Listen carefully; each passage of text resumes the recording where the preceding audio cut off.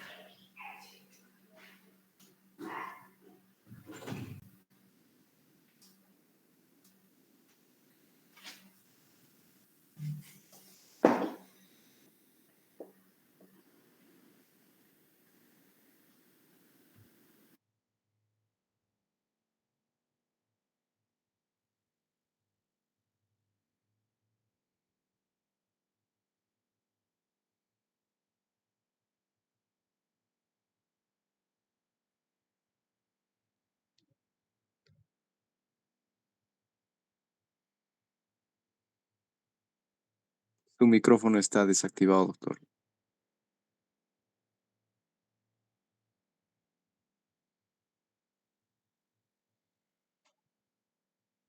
Cierto. Muy bien. Perfecto. ¿Ahora sí? Sí, doctor. Muy amable, gracias. Bueno, ahora vamos a hablar un poco sobre el elemento que se llama respiración, o sea, la B, en cuando se trata de ciclos de procesos de prehospitalarios sería el A, B, C. Entonces ahorita estamos en B. Y en ATLS es igual, A, B, C, D, E, aumenta muchas más cosas. Bueno, de todas maneras en B lo que tenemos que ver es básicamente cómo ventila. Hace rato habíamos hablado sobre la vía aérea, pero no hemos hablado un poquito sobre lo que significa el trauma cervical. No olviden que la vía aérea también tiene que ver con respecto a este elemento, que en accidentes y en lesiones son elementos que tienen que tomarse importante porque es el lugar más expuesto de nuestra economía en relación al grado de elementos anatómicos de importancia que pasan por él. El cuello tiene un gran sinnúmero de nervios, arterias y venas, y por supuesto todo lo que significa el aparato respiratorio. Entonces tiene mucha importancia y generalmente tiene 3 zonas. La zona 2 es la que más se expone y vamos a ir viendo en este momento esto. Fíjense, hay una zona 1 que se extiende desde el borde superior de la clavícula hasta el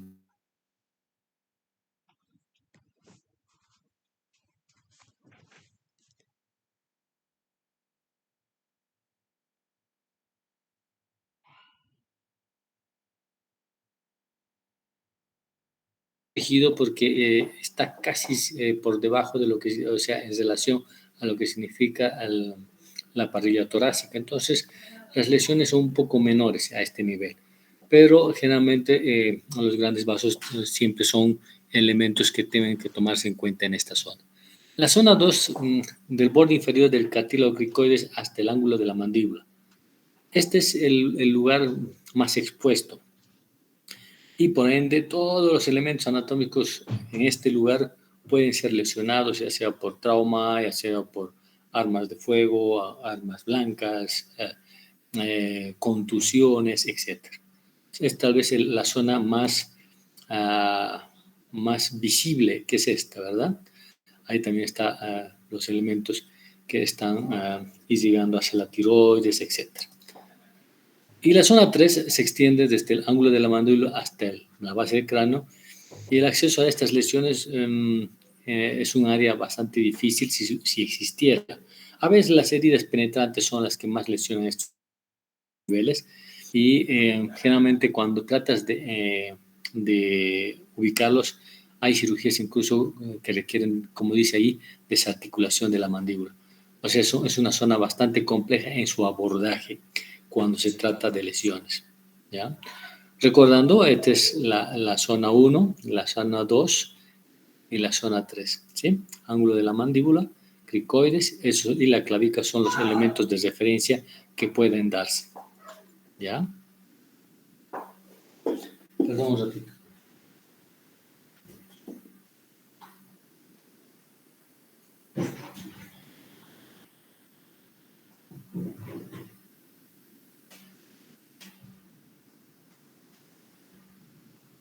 Bueno, entonces, de antemano, las lesiones más importantes que se pueden producir tanto en la vía aérea superior como en los grandes vasos, solo está protegido por tejido muscular y cutáneo a este nivel. Entonces, son bastante expuestas y las lesiones son mucho más fáciles. ¿Listo? El trauma cervical puede ser de diferente índole. Pueden ser cerrados, abiertos, ¿verdad? Los cerrados en general se producen por, como dice ahí, aceleraciones y desaceleraciones, contusiones, las caídas en motos, bicicletas, golpes, etc. Las ahorcaduras y las estrangulaciones son un elemento importante a este nivel que producen atrición a nivel de los elementos de la vía aérea, ¿verdad? Puede producir fracturas y dislocación de la columna cervical, por supuesto. No olviden que la fractura del ahorcado es la lesión de la posodontoides, que esa es la que cercena la médula y en realidad es la causa de la muerte cuando te ahorcan, ¿verdad? La oclusión de las arterias carótidas. Hay algunos tumores que son de predilección en este lugar, que son los quemodectomas o los globos carotídeos, que especialmente en zonas de altura se presentan bastante frecuentemente y se pueden lesionar con cualquier golpecito, ¿no? Igual las obstrucciones a este nivel son importantes con contusiones, etc. Las lesiones de la laringe y la tráquea. No olviden que los intentos de suicidio en especial siempre están a este nivel. Entonces, dependiendo de ese nivel 1, nivel 2, las posibilidades de pronóstico son malas o buenas, porque cuanto mejor accesibilidad, mejor el pronóstico de reparación. Hemorragias, hematomas, etcétera.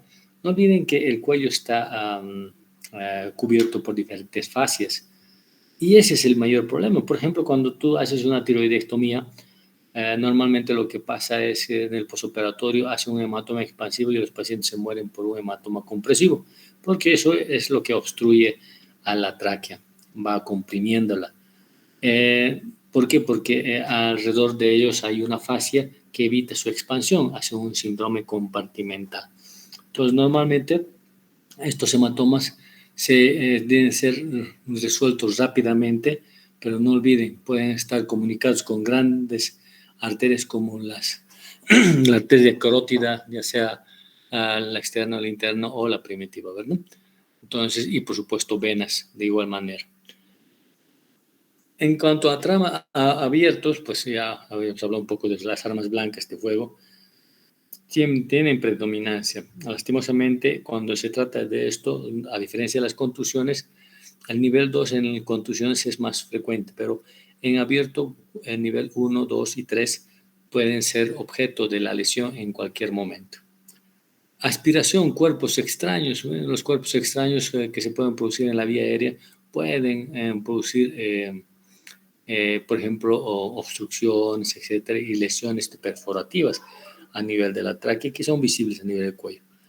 Iatrogénicos, bueno, como en todo en la medicina, a veces la cura puede ser más compleja que la enfermedad. Entonces, las endoscopías pueden producir lesiones, especialmente cuando tienen diferentes tipos de divertículos. Si ustedes saben, los divertículos son más que protrusiones a través de la musculatura del tejido mucoso, tanto del esófago en especial. Entonces, en esos casos normalmente están introduciendo y rompen estos divertículos, pero hay un divertículo que está por debajo del esfínter esofágico superior, que es el divertículo de Senker, ¿verdad? Entonces, a veces se entran ahí, lo perforan, hacen trauma, hematoma, sangran, etc. La colocación de catéteres, sondas de intubación, también. No olviden que las sondas nasogástricas no son elementos inocuos. Pueden incluso, en mala suerte, especialmente en pacientes de edad, pueden causar la introducción, estímulos anómalos como los estímulos vagales, que pueden producir cuadros de bradicardia excepcionales y producir paros cardiorrespiratorios, que a ustedes los va a complicar en el momento de una colocación de una sonda nasogástrica. Por eso es re importante la analgesia y la anestesia a este nivel para evitar estos elementos. Y por supuesto, se puede lesionar, con estos pueden perforar el esófago, la laringe, etc. ¿Sí? Normalmente las sondas de intubación orotraqueal también pueden producir lesiones, y no solamente lesiones o sea, agudas, sino también crónicas. A veces el mismo PAF que ayer hablábamos de insuflación de la, de la obliteración de la sonda endotraqueal, a veces uno lo infla demasiado. Y en algunas ocasiones lo dejas demasiado tiempo, porque normalmente tiene un tiempo determinado la presencia de una sonda endotraqueal. Se debe de, si el paciente no recupera en sus tiempos, se tiene que hacer una traqueostomía, porque a la larga estas compresiones pueden producir lesiones isquémicas a nivel de la tráquea y el esófago, y producir verdaderas fístulas traqueoesofágicas que son más complejas todavía de usar, pero que no son agudas, sino son posteriores a las intubaciones. Tal vez sean las cosas que uno que debería tener mucho cuidado, ¿sí? Bueno, hay cirugías en vía aérea que son inmediatas.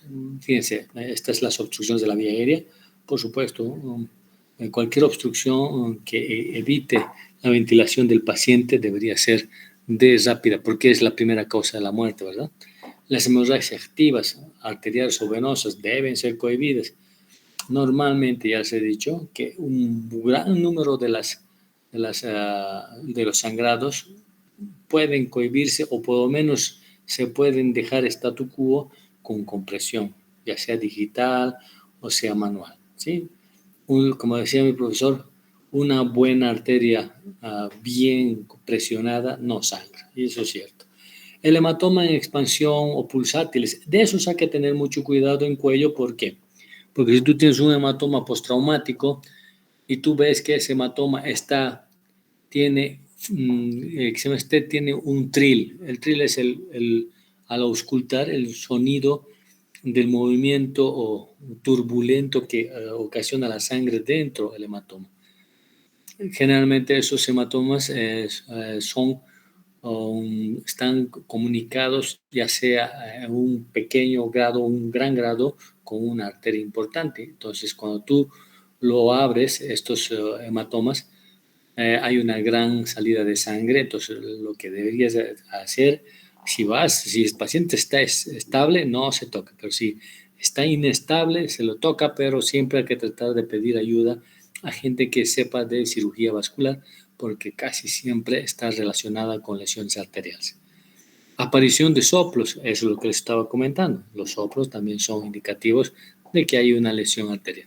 Las heridas soplantes e enfisemas subcutáneos que no se expliquen por el tamaño de la herida o la exploración, hay que tener cuidado. Al principio de vía aérea les había explicado que normalmente el enfisema subcutáneo, cuanto más importante y más rápido se produce, siempre piensen que es de vía respiratoria alta. Significa laringe, tráquea, bronquios grandes. Esos son los que van a producir una gran cantidad. Ni el pulmón lesionado produce tanto enfisema subcutáneo como eso. Entonces significa que puedes estar enfrente de una lesión de la vía aérea superior. La salida de saliva a través de la herida traumática también son cosas que hay que tener cuidado, pero no olviden. Estas son más de tratamiento secundario, o sea, no es las lesiones que producen saliva es por una lesión de las glándulas, especialmente la parótida, que es la más grande, pero pueden ser las submaxilares y las sublinguales que pueden estar lesionadas. Entonces, normalmente los conductos que pueden estar ahí, ¿verdad? Empezando del esteno, acabando con los conductos que están comunicando la sublingual. En realidad, sí puede haber lesiones, pero si no hay un sangrado evidente, se puede fistulizar y puede ser tratado posteriormente con un manejo a posterior. Y el déficit neurológico, sí, es re importante. No olviden que por ahí pasa todo lo que significa los elementos importantes hacia el resto del cuerpo. Entonces, sí hay que tomar en cuenta cuando hay esos déficits neurológicos, probablemente no lo soluciones en el momento en un prehospitalario, ni tampoco en una ambulancia, ni tampoco tal vez en una emergencia, ¿no? Hay que hacer el seguimiento. Y la cirugía inmediata de retina, el trauma penetrante se realiza bajo el precepto de que toda herida que penetra en el platisma requiere exploración quirúrgica inmediata. ¿Qué es el platisma? El platismo cutáneo, ¿verdad? Es el músculo cutáneo que llamamos.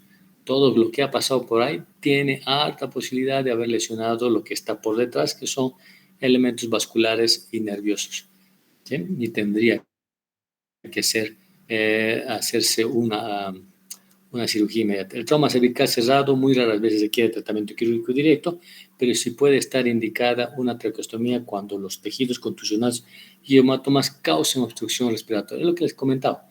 Si tienes un hematoma pulsátil que no te está comprimiendo mucho, si lograste intubarlo, lindo, ahí quedó. Está la vía aérea sea conservada y no vas a tener muchos problemas. Entonces puedes ir observando el comportamiento del hematoma. Si el hematoma va aumentando muy rápidamente, incrementando, probablemente que tengas que hacer una cirugía rápida, ¿no?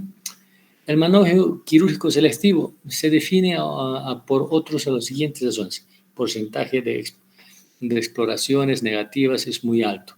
Las disecciones del cuello en casos negativos necesitan ser muy amplias. ¿A qué se refiere esto? Que en ocasiones cuando tú tratas de hacer una exploración de cuello, casi siempre, o una herida penetrante, que son las más complejas, requieres una exposición muy, muy grande y, por supuesto, heridas grandes que a la larga te van a dar problemas, no solamente desde el punto de vista estético, sino también de que en ocasiones pueden ser, como dicen su nombre, negativos, a veces no los encuentras, las lesiones, y después tienes que estar esperando, ¿sí? Los exámenes complementarios cuando se trata de cuello, arteriografía carotidia, radiografías de cuello. En las arteriografías carotidias vas a poder ver en realidad si hay un hematoma que está comunicado con alguna arteria. Radiografías de cuello te permite ver enfisemas, te permite ver lesiones de tipo hematomas. La laringoscopía, los desvíos de las cuerdas bucales, etcétera, te permite tener una idea de qué está pasando con la vía respiratoria alta. Las broncoscopías, cuando hay lesiones especialmente del bronquio principal, te permite ver si hay lesiones de esto, del bronquio, laringe, etcétera. Esofogramas con bario, bueno, hoy en día ya está un poco muy controvertido el uso del bario. ¿Por qué? Porque el bario produce mucha mediastinitis. Entonces, normalmente si tienes sospecha o tienes algunas, porque el esofograma lo vas a hacer con una sospecha de que hayas producido una lesión en cuello, entonces, y haya una salida a nivel de los espacios cervicales. No olviden que el espacio cervical medio es el que más se comunica con el mediastino. Y en ocasiones, si tú le pones bario y hay una perforación, puede penetrar el mediastino y te puede producir una mediastinitis química, y que eso es mucho más grave que una mediastinitis infecciosa, pues de un bacteriano, ¿sí? Las endoscopías también son importantes. Dice, si estos exámenes demuestran lesiones de cualquiera de estos órganos, los pacientes deberán llevarse a cirugía, por supuesto. Si hay una lesión de esófago y hay lesión de bronquio, si hay lesión de laringe, aquí a tratar de resolverla inmediatamente, porque son las causas más importantes. Siempre que se complete la revisión en el área de primeros auxilios. No olviden que estamos combinando un poco lo que se hace en el sitio del accidente, que es como primaria, y lo que se debería hacer, dentro de lo que significa antes de llegar a un hospital. A veces todos esos elementos lo puedes hacer en un hospital de primer nivel, antes de llegar a un segundo nivel, ¿no? Bueno, el trauma de tórax. Bueno, esto es bien complejo. No olviden que, fíjense, 1 de cada 4 muertes se produce por trauma de tórax. Eso es una relación bastante importante. La evolución inicial y el manejo. La evaluación primaria en trauma torácico sigue siendo el control de la vía aérea, el control cervical, garantizar el oxígeno y la ventilación, agujas y tubos de toracoscopía si son necesarios, ¿no? Los exámenes que normalmente se realizan cuando estás ya después de haber hecho la primera revisión son los hematocritos, la vía de tórax, gasometría, electrocardiogramas, pruebas de transfusión de sangre. Hematocritos, hemoglobina, porque no olviden que cualquier lesión importante con pérdida de sangre a nivel de tórax puedes tener un cuadro de hipovolemia, ¿verdad? Las radiologías de tórax te permite ver lesiones pulmonares, empezando de neumotórax a hemotórax. Las gasometrías en sangre arterial te permiten ver cómo está funcionando el intercambio gaseoso. Electrocardiograma, importantísimo, especialmente cuando se trata de trauma cardíaco o contusión cardíaca, ¿sí? Pruebas de paratransfusión de sangre, no olviden que todo trauma deberías hacerles estas pruebas de inicio. ¿Por qué? Porque dependiendo de eso, la necesidad hoy en día, antes se decía que podías usar cristaloides, coloides primero, hoy en día ya se pregona más el uso de empezar de primeras con la reposición de sangre. Las revisiones secundarias son identificación de lesiones potenciales letales después de que ha pasado la primera revisión, o sea, la A, B, C, D, E, cuando estén en hospital y cuando estén en prehospitalario, el ABCD. Seguramente vuelves y revisas nuevamente cuando el paciente está estable. Exámenes físicos y test diagnósticos. Y los cuidados definitivos, casi siempre el control de la vía aérea. Ecografía torácica hoy en día está siendo bastante programada, especialmente para ver incluso en pulmones si hay sangre, si hay aire. Te permite una muy buena, pero no olviden que la ecografía es un elemento que es operador dependiente. Entonces, si el que sabe lo hace, lo va a encontrar. El que no sabe, no lo va a encontrar. Garantizar la oxigenación y la ventilación siempre es un cuidado definitivo. Los tubos de toracostomía o pleurostomía o pericardiostomía, todos esos tienen que estar bien controlados. El soporte hemodinámico significa las soluciones, etcétera, y las operaciones que requieran deben ser planeadas. Bueno, dentro de lo que significa trauma torácica hay muchas lesiones que se pueden presentar y deben de iniciarse en la revisión primaria. La obstrucción de la vía aérea, el neumotórax de tensión, el neumotórax abierto, el tórax volante, hemotórax masivo, toponamiento cardíaco, que son los que tienen más relevancia y los que se presentan con mayor frecuencia, pero también pueden haber contusiones cardíacas, contusiones miocárdicas, la ruptura aórtica. No olviden que la ruptura aórtica es una de las entidades que generalmente es del porcentaje que muere en el sitio del accidente es por ruptura aórtica. Entonces, es muy raro que pasen en la primera hora de oro, que se dice que es de este momento de que se está recibiendo el paciente del accidente hasta llevarlo al hospital y hacer las primeras acciones, sirve, ¿sí? Se está programando últimamente usar metabloqueadores para disminuir la presión arterial y reducir la frecuencia para evitar mayor lesión en las rupturas. Hoy en día es un cambio en el paradigma en la TLS. Las rupturas diafragmáticas, que pueden ser agudas o pueden volverse crónicas, pueden aparecer al principio y luego al final, después vamos a charlar. Y las rupturas traqueobronquiales, las rupturas de esófago, son entidades que van a ir viendo. La obstrucción de la vía aérea, las lesiones laringeas raras, generalmente pueden producir ronquera, enfisema subcutánea, les había dicho, y esto requiere intubación. Ahí dice con mucha cautela. Aparte, en vía aérea, aparte de los mecanismos que habíamos hablado, el laringoscopio normal, hoy en día tenemos un montón de arsenal técnico más moderno, empezando del laringoscopio digital, que es el videolaringoscopio, que te permite tener una visibilidad muy buena. Pero aparte de eso tienes los broncoscopios, que puedes intubar con un broncoscopio y es mucho mejor. ¿Por qué razón? Porque te permite evaluar al intubar la permeabilidad o lesiones que hubiera a nivel de la tráquea. Entonces, normalmente es una recomendación cuando se trata de estas lesiones hacer una intubación de esa manera. Y las traqueostomías, cuando tú ves que hay una lesión importante en tráquea y no le ves una forma de poderle intubar, por supuesto, la traqueostomía, la más baja posible, se debe hacer. No olviden, hoy en día en la tele te pregonan que puedes hacer traqueostomía junto con cricotiroidotomía. La cricotiroidotomía es una entidad que puedes hacerla solamente con un conocimiento empírico.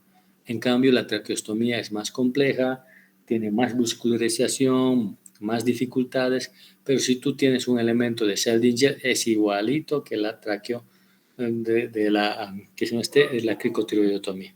Es muy parecida. Entonces, todo depende también del adiestramiento.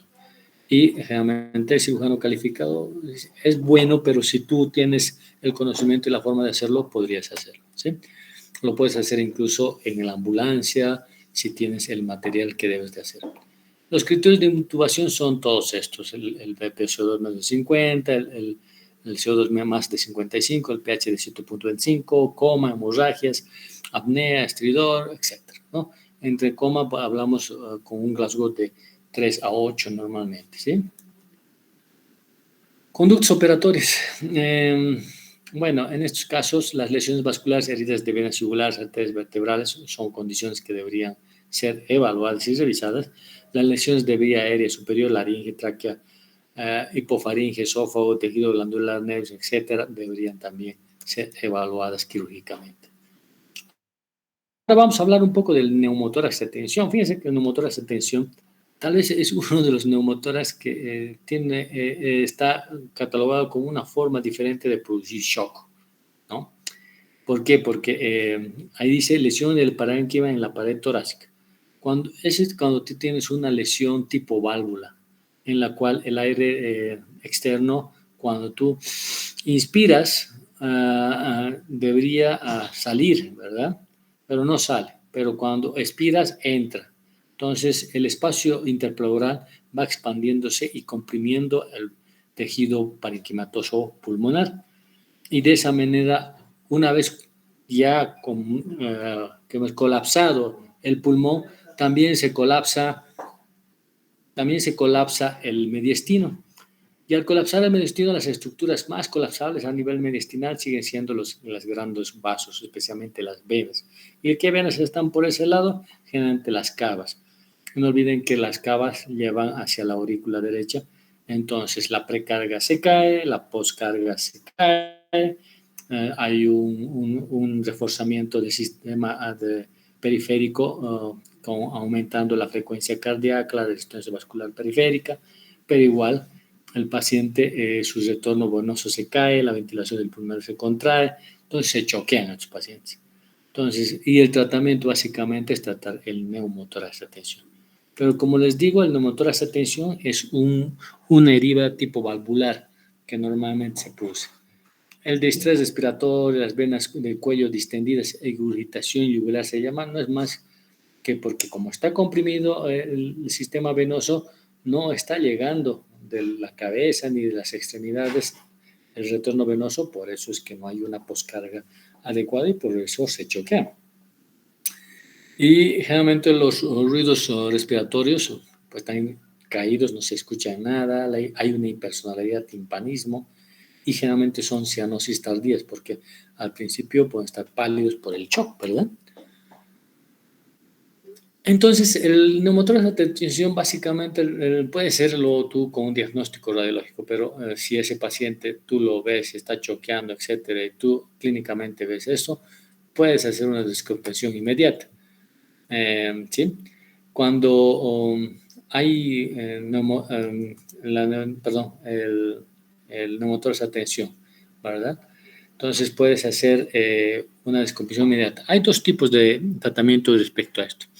Uno que es rápido, que es colocar una aguja de hueso calibre, el French más grande que puedas tener en bránulas, como ser una número 10, una número 12, para colocar en el en el segundo espacio intercostal línea medio clavicular. Es lo que te decían antes. Hoy en día está un poquito cambiante respecto a esto. Los que tienen experiencia lo hacen ahí y los que no pueden hacerlo en el quinto espacio intercostal, línea medio axilar, porque ahí también se hace las incisiones para la pleurostomía, ¿verdad? Pero no olviden que la pleurostomía, o sea, la punción pleural es temporal. Te da tiempo para volverlo al tórax hipertensivo, en un tórax abierto, neumotórax abierto, perdón, y de esa manera el shock disminuye, porque el retorno venoso mejora, la compresión, el pulmón va distendiéndose un poco mejor, etcétera. ¿Sí? Y normalmente lo que va a pasar es que te da el tiempo necesario como para que lleves eso generalmente lo haces en el prehospitalario, porque ya en el hospital como tal deberías ponerle un tubo pleural, ¿no ve? O una toracostomía o una pleurostomía, ¿verdad? Eso se pone en el quinto espacio intercostal, línea medio axilar. No olviden que en estos casos es importante entender que antes te decían que tengas un French un poquito alto, de 30 para arriba, 36, 40.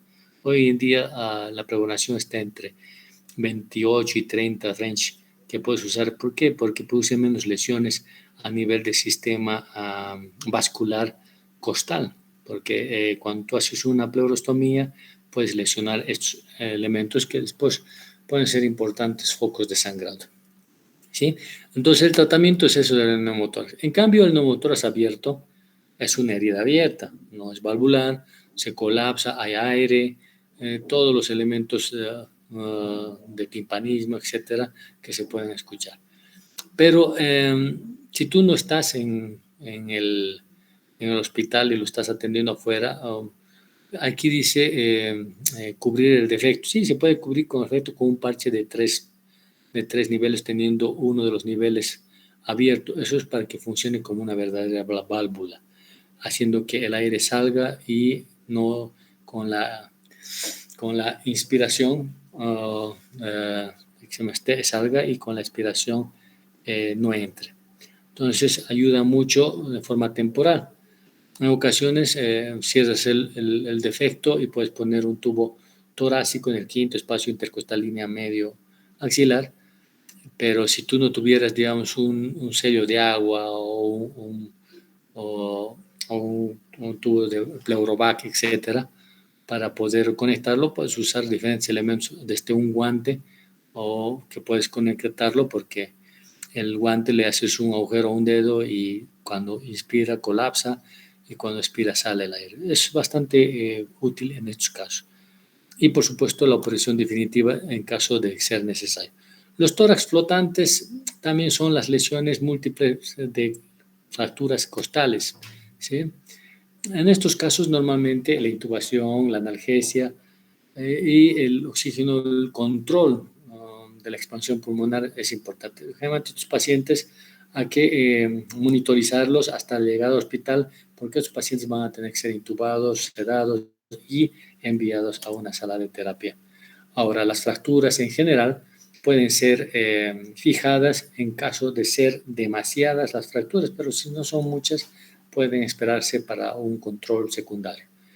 En la inspiración y la expiración del tórax, esto se vuelve un tórax paradójico porque el tórax no funciona con la dinámica de un elemento continente y un elemento un contenido que se expande y se contrae. Entonces no hay la presión intrapleural requerida para que ese pulmón funcione adecuadamente. Entonces empieza a tener trastornos de ventilación y oxigenación importantes. ¿Sí? El hemotórax masivo. Antes que me olvidaba, un criterio de cirugía en neumotórax es que cuando tú le pones el tubo pleural en el quinto espacio intercostal y le pones un sello de agua, normalmente estos pueden persistir la salida del burbujeo. Significa que hay una lesión bronquial. Si ese burbujeo pasa las 24 horas, es indicativo de cirugía. ¿Por qué? Porque eso significa que es un bronquio grande y no va a colapsar de ninguna manera. Entonces se tiene que ir a cerrar. ¿Ya? Ahora, en el hemotórax masivo normalmente es la presencia de sangre. Hay matidez, no se escucha nada, a la auscultación, a la percusión, como les he dicho, matidez. normalmente hay una hipoventilación importante. El motor máximo es cuando tú pierdes más de 1500 ml, cuando empiezas a perder, o sea, indicaciones quirúrgicas como tal, son 1500 ml de pérdida sanguínea cuando tú le pones un tubo pleural. O cuando sale, persiste salida en las 2 y las 4 a subsiguientes 200 ml progresivamente cada hora. Entonces son indicativos de cirugía en estos pacientes. Normalmente lo que tú tienes que encontrar en el sitio del accidente es el choque. Estos pacientes se están choqueando porque hay una gran pérdida de sangre en un elemento que es tórax. No olviden que en el tórax 1500 es lo básico que puedes perder, puedes incluso perder más. Entonces los pacientes ya están con una hemorragia tipo 2, 3 fácilmente, ¿no? Ruptura de vasos, venas del cuello aplanadas, shock, etcétera, pueden ser las causas de este hemotórax masivo. Como dice aquí, restauración rápida del volumen, descompresión torácica con una pleurostomía es bastante, y la autotransfusión no es más que cuando tú le pusiste la pleurostomía, toda la sangre que sale puedes ponerle a un sistema de filtro y rescatar para poderlo reintroducir en el paciente. En el exterior es bastante factible. En nuestro medio no mucho debido por los medios físicos en los cuales tenemos, que no son tan óptimos desde el punto de vista de bioseguridad. Hay intervenciones quirúrgicas, por supuesto. Bueno, la toracocentesis, la toracostomía y la toracostomía cerrada. Bueno, fíjense, la toracocentesis generalmente es la que les había comentado, que se hace con un trocar bastante grandotito, realmente 10 dosis, que es lo que más fácilmente puedes encontrar.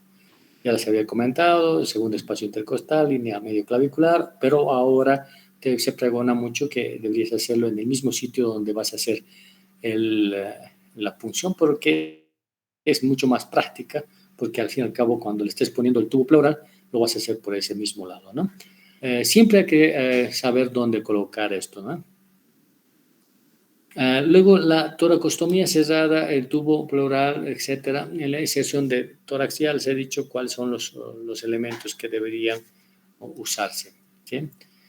La toracostomía, no olviden que la toracostomía como tal es un procedimiento muy frecuente en servicios de trauma, ¿ya? Esta es la imagen tal vez que a mí me gusta mucho porque es, digamos, lo más obvio para colocar. Siempre la incisión tiene que ser sobre la costilla superior inferior. ¿Qué significa?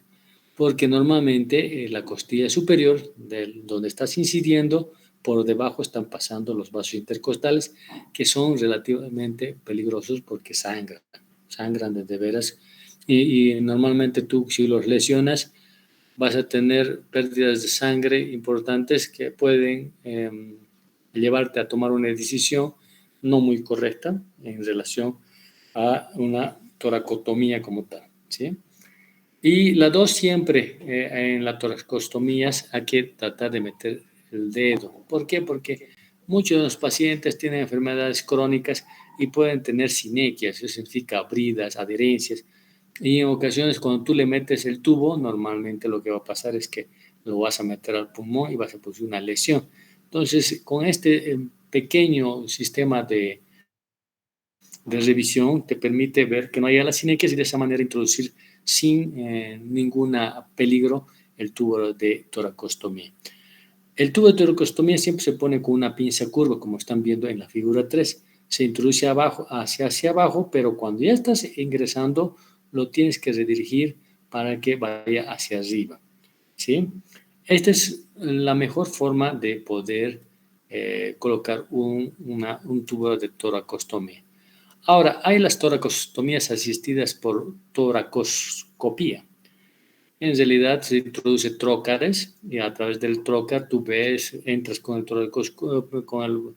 laparoscopio hacia adentro y revisas si no hay nada y recién introduces, aspiras, etc. Sí, hoy en día se puede hacer, pero normalmente no lo puedes tener en todo momento.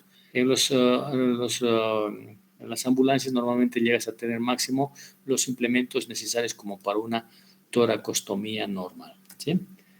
Este es el sello de agua o frasco. En realidad es el elemento que te permite tener, es una válvula, ¿sí? Hídrica, donde el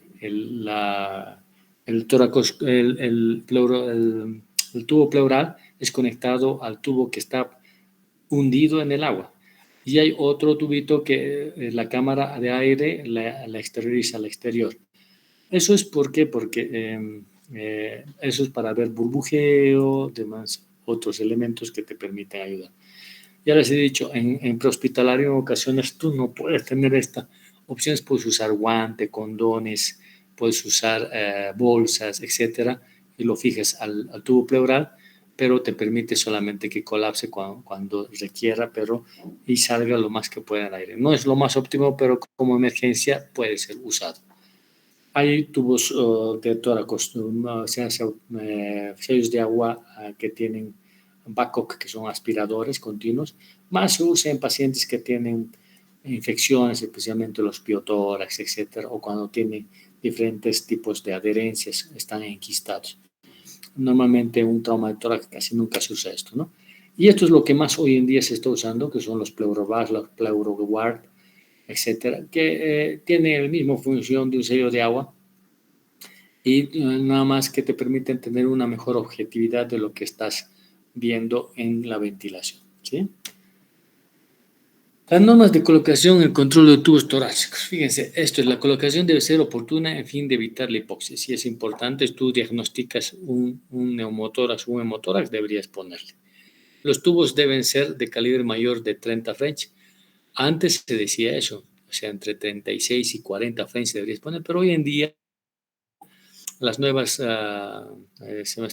reglas que te pone ATLS es que deberían ser más delgados de 28 a 30, justamente porque al ser más gruesos tienen más dificultades a introducirse en los espacios intercostales porque el paciente se está moviendo. Y no olviden que el espacio intercostal entre dos costillas es un espacio que es difícil poderlo sobrepasar. Debe colocarse buenas dosis de anestesia en la piel y en la pleura, porque cuando tú ya incides sobre la pleura, el paciente se empiezan a toser si están despiertos y pueden producir grandes problemas desde el punto de vista ventilatorio. Después, la experiencia demuestra que la penetración de la pleura debe hacerse con el dedo. Sí, a veces es bueno hacerlo con una pincita. Fíjense que es claro cuando entres, es como un cuero de tambor, poco suena cuando entres a la pleura, porque es como el peritoneo, es un elemento duro que al penetrarlo a veces con el dedo no lo puedes hacer. Entonces, sí es bueno con una pincita divulsionar hasta entrar y después recién con el dedo o tratar de verificar si no hay las adherencias que les he comentado. Estas recomendaciones por esa razón, porque ahí se puede haber muchas adherencias. Bueno, este es un video de una pleurostomía. Sería bueno que lo veamos. Ya, como siempre, yo pongo todos los títulos, todos del video que he sacado, porque han tenido formas de poder hacerlo, ¿no? Es un trabajo que hace. En realidad, esto es un derrame pleural, chicos, no es un trauma torácico, porque van a ver que va a salir líquido. Pero el procedimiento sigue siendo el mismo. Tubo pleural, quinto espacio intercostal. Ahora, puntos de fijación es importante saber. La tetilla es el quinto espacio intercostal, puede ser, excepto en mujeres es muy difícil poder cuantificar si es la tetilla. La axila es el segundo espacio intercostal, el fondo de la axila, y de ahí vas contando hasta el quinto espacio intercostal. La escápula es el séptimo espacio intercostal, puedes subir 2 y puedes encontrar al quinto espacio intercostal. Bueno, son formas de poder ubicar el quinto espacio intercostal. Sí hay que tener cuidado de elegir el quinto espacio intercostal, porque a veces si te pasas el sexto o séptimo puedes entrar a cavidad abdominal y producir lesiones tanto hepáticas o esplénicas dependiendo del lado en el cual estás haciendo. Ahorita está haciendo una anestesia local de piel y no se olviden, ya ha introducido a cavidad, está sacando contenido pleural y está poniendo el resto de la anestesia a ese nivel para que la pleura no duela mucho. La pleura, igual que el peritoneo, es un elemento muy, muy sensible y muy doloroso. Hay que ser muy conscientes con los pacientitos que cuando le vas a poner estas cosas, tienes que saber que tienes que anestesiarle adecuadamente, ¿ya?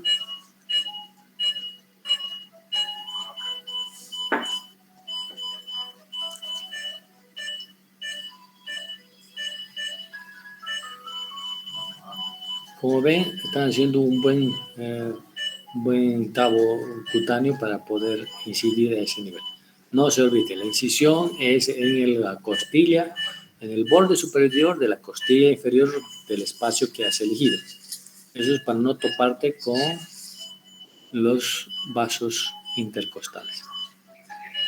Como ven, esto va a ser bastante rápido. Eso es lo que está haciendo. Está metiendo la pinza, está divulsionando y una vez ingresado, suena clarito, ¡pluc! Y empieza a salir líquido. Eso significa que ya entró a cavidad. ¿Sí? Ahí está la revisión digital y ahora sí va a poner. Estos son unos guiadores. Normalmente se usa en trauma, pero la mayoría de las veces vienen los tubos torácicos sin guiador. Entonces lo que tienes que hacer es usar la pinza para evitar tener este problema porque tienes que dirigirlo al borde superior. ¿Sí? Los guiadores torácicos son muy importantes en pacientes con trauma porque te permiten dilatar antes de introducir. Como ven, eso es un derrame pleural que está vaciando, no es un hemotórax, no es un neumotórax. Pero el principio básico de colocar la pleurostomía es el mismo, ¿sí? No tiene ninguna diferencia. Ahora, cuídense siempre que cuando hagan una pleurostomía, o sea, por hemotórax, avisen a todo el personal que están colaborando con ustedes que van a vaciar el espacio porque normalmente los pacientes se descompensan terriblemente porque la bulimia cae mucho más de lo que es normal porque va a seguir sangrando, ¿verdad?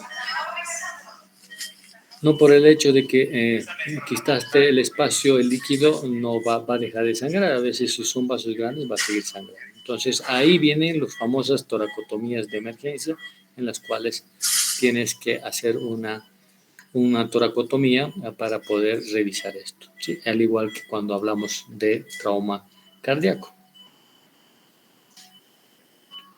Esa fijación es importante, tienen que fijar. Y este es el sello de agua, ¿verdad?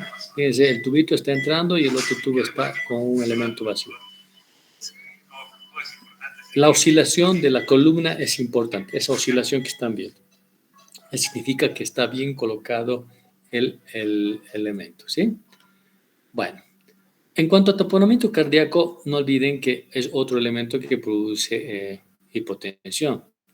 Realmente la famosa triada de Beck. En la triada de Beck lo que va a pasar es que va a haber los tonos cardíacos apagados, la irritación yugular porque hay un aumento de la precarga, que significa el retorno venoso, y la presión arterial se va a caer porque a la poscarga se cae. Y la actividad y normalmente va a una actividad sin pulso, que significa que no se siente el pulso. Generalmente el taponamiento cardíaco generalmente se debe ver la vía permeable, terapia endovenosa, pericardiocentesis, pericardiotomía son los dos elementos. La pericardiocentesis no es más que un procedimiento en el cual se punciona en el ángulo costodiafragmático del lado derecho, guiándose a la punta de la escápula, ¿sí? O sea, eso es un punto de referencia. Normalmente se usa una aguja bastante larga de 20-30 centímetros de un French bastante importante. A veces se usa los catéteres peridurales. ¿Por qué? Porque es más fácil y una vez introducida al corazón puedes dejar el mismo catéter del peridural para seguir haciendo una pericardiocentesis, una pericardiostomía, ¿sí? Pericardiocentesis. Esto es una cosa que es para ver. La vía de acceso más utilizada es la vía subsifoidea. Con el paciente en decúbito supino se identifica una zona situada en el borde inferior, 1 o 2 centímetros de un área cuyo límite interno es el apéndice sifoides y el límite externo es el reborde costal izquierdo. Ahora se procede a la colocación de guantes estériles. Una vez localizado el lugar de punción, se desinfecta con antiséptico y se infiltra la zona con anestésico local si el paciente está consciente. A continuación, se dirigirá la aguja de punción desde la zona anteriormente referida hacia el hombro izquierdo con un ángulo de 30 grados. Punta de la utilizando cara escápula, no se posterior olviden, de la chicos. pared Punta de la torácica como escápula, ese apoyo. es un punto de referencia. Y se va A la vez aspirando que y se progresa pone la líquido aguja, en se la zona. aspira suavemente. En el caso de que se sientan las pulsaciones cardíacas transmitidas a la aguja, implicaría que se ha localizado el miocardio, por lo cual se debe retirar un poco la aguja para evitar lesionarlo. Lo ideal en estos tipos de pericardiocentesis por punción es hacerlo con un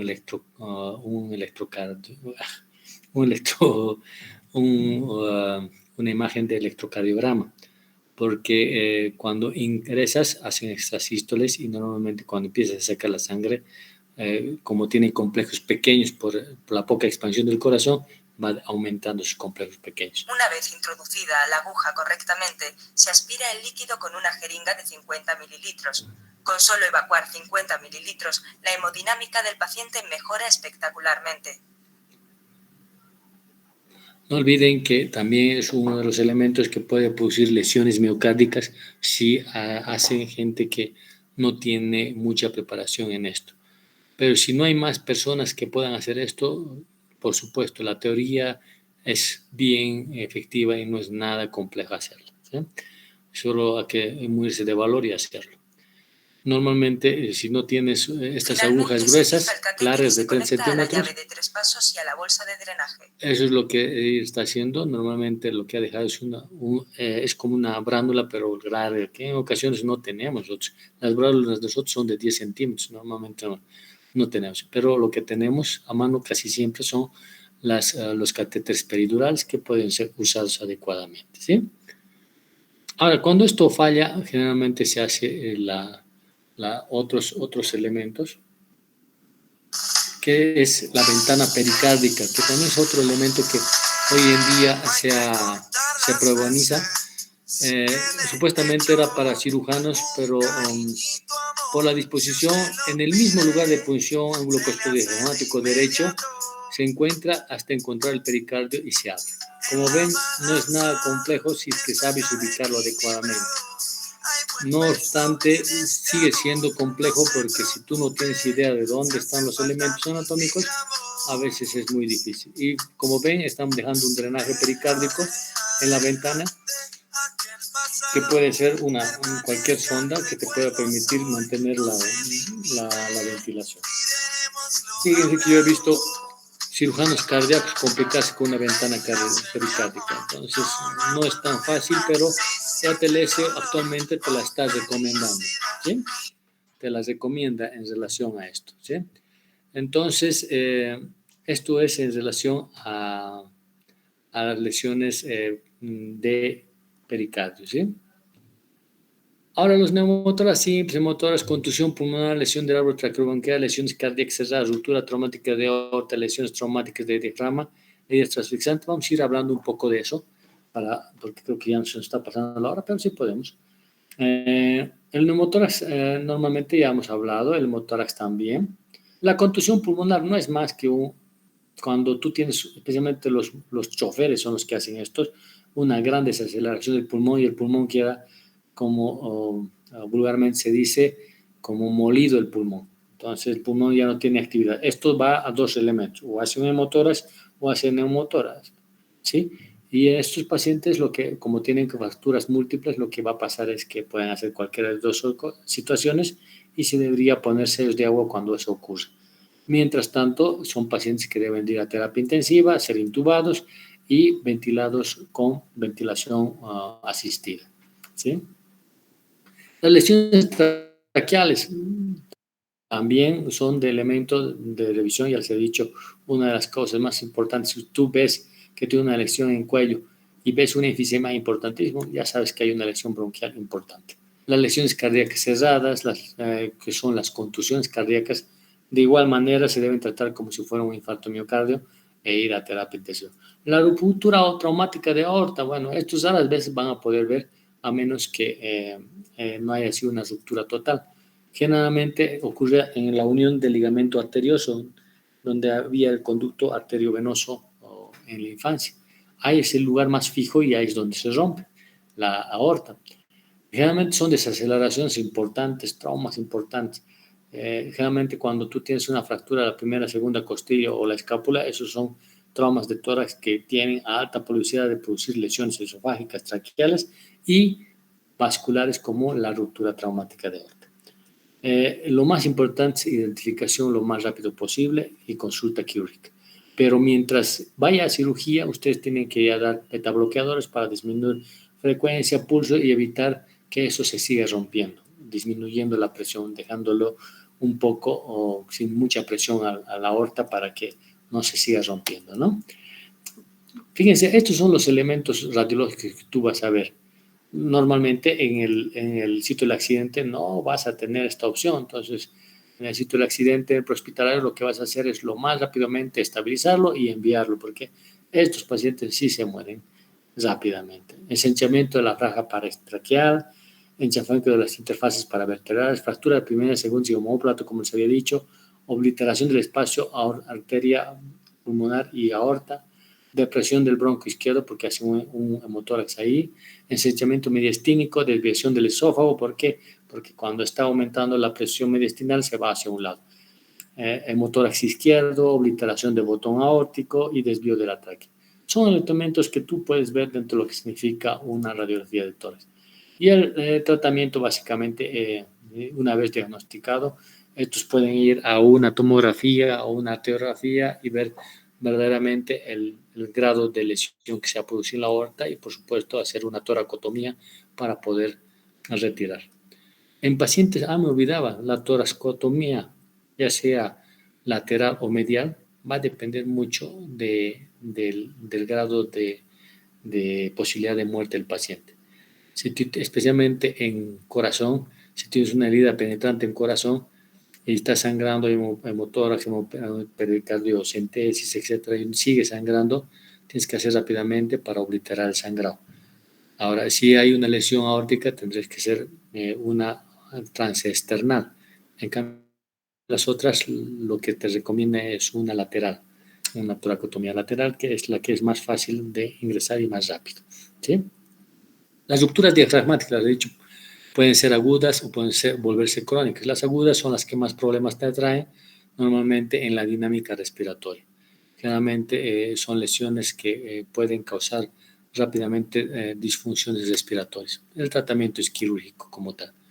Y las heridas pueden ser ocasionadas por armas contundentes, proyectiles, armas de fuego, contusiones, desaceleraciones. Los famosos choques en auto pueden producir lesiones que pueden estar inaparentes. Y las heridas mediastínicas transfixantes. ¿Qué significa esto? Que pueden producir mayor lesión conjuntamente muchos de estos, o sea, son combinaciones. Hemorragias torácicas exsanguinantes, neumotorax aumento cardíaco, lesiones cardíacas penetrantes, lesiones esofágicas, tracobronquiales, lesiones de la columna cervical. Todos son elementos que pueden producir en trauma de tórax y pueden producir la lesión. Bueno, esto es en relación a trauma de tórax, chicos. Espero en el poco tiempo haberles dado una idea general de lo que se debe de hacer con un trauma de tórax. No obstante, este tipo de lesiones, lo máximo que tú puedes mantener es una ventilación adecuada a un paciente en el prehospitalario y tratar de transferirlo o movilizarlo lo más antes posible. ¿Listo? Bueno, preguntas, muchachos.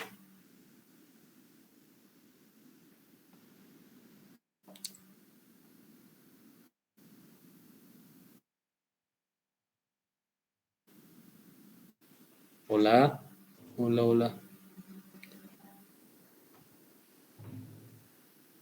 Hola. ¿Alguna pregunta del auditorio?